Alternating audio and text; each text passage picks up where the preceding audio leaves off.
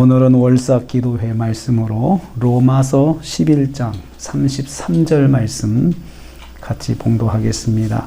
같이 읽습니다.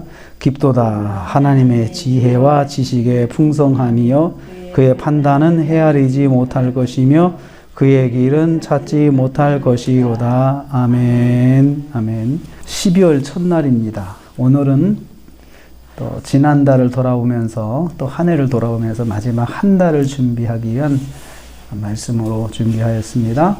그래서 우리가 한 달을 또 준비하는 기도를 어떻게 해야 될지 한번 이 말씀을 통해서 생각을 해보기로 원합니다. 깊으신 하나님의 은혜라는 제목을 정했습니다. 오늘 말씀은 인생의 12호를 맞이한 사도 바울이 평생 사역을 통해서 경험한 하나님의 은혜를 고백하는 것을 내용으로 하고 있습니다. 인생 말년에 사도 바울이 자기 삶을 돌아보면서 고백한 말씀이 오늘의 말씀입니다. 깊도다 하나님의 지혜와 지식의 풍성함이요, 이렇게 말을 했어요. 이 말은 이 말씀 자체는 도치된 문장이에요. 바뀐 문장이에요. 이 문장은 원래 이렇습니다. 풍성함이 깊다, 이런 뜻입니다. 풍성함이 깊습니다, 이렇게 해야 되는데 깊도다를 먼저 했어요. 참 깊습니다. 그리고 무엇이? 풍성함이 참 깊습니다. 네, 풍성함은 어떤 풍성함이냐? 지혜의 풍성함, 지식의 풍성함이죠. 지혜와 지식의 풍성함이 얼마나 깊은지 모르겠습니다, 이렇게 고백을 했습니다. 하나님의 지혜, 그리고 하나님의 지식.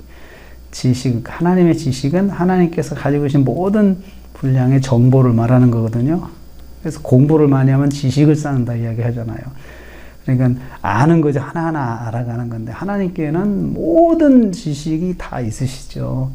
근데 그게 얼마나 풍성한지 헤아릴 수가 없다는 거예요. 깊다는 말은 모른다는 거잖아요. 헤아릴 수가 없다는 거죠. 그리고 지혜는 그 지식을 적용하는 방법을 말합니다. 그것이 실제 생활 속에 나타나는 방식이 이제 지혜인데, 그 지혜도 하나님이 가지신 지혜도 그 지식을 표현하시는 방법, 이것들은 알 수가 없다는 거죠.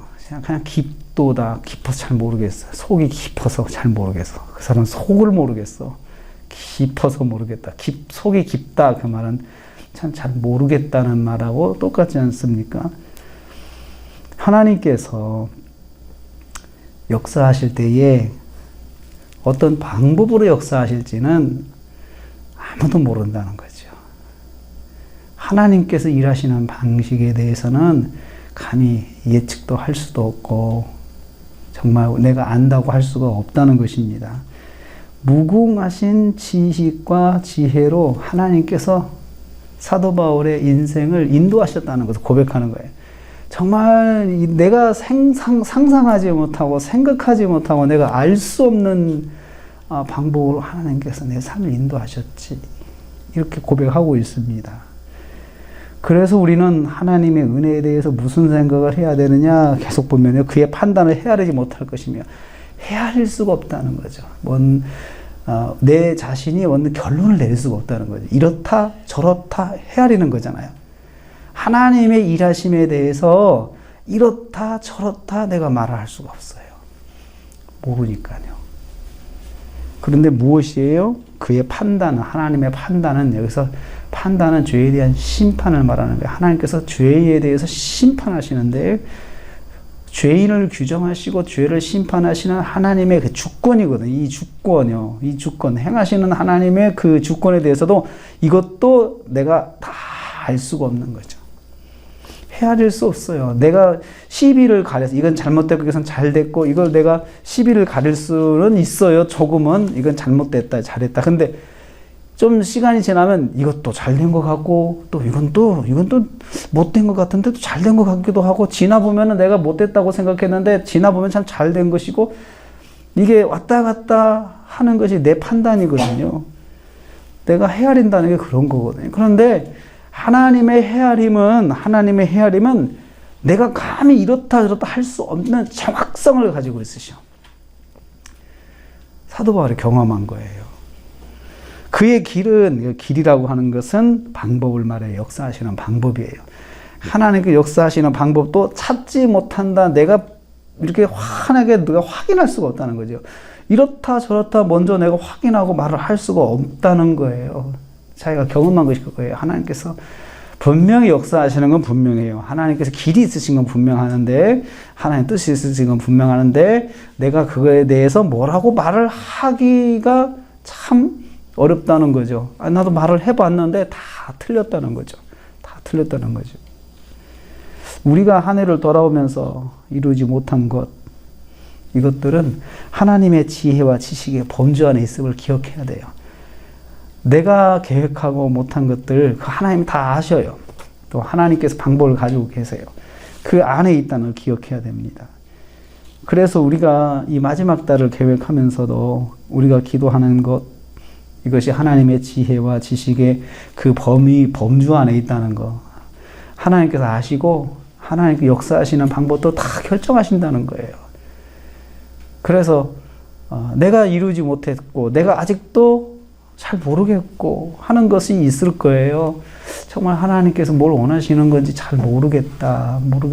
그렇지만 분명히 하나님 다 아시고 계세요. 그리고 하나님께서 또 역사하시는 방법도 가지고 계세요.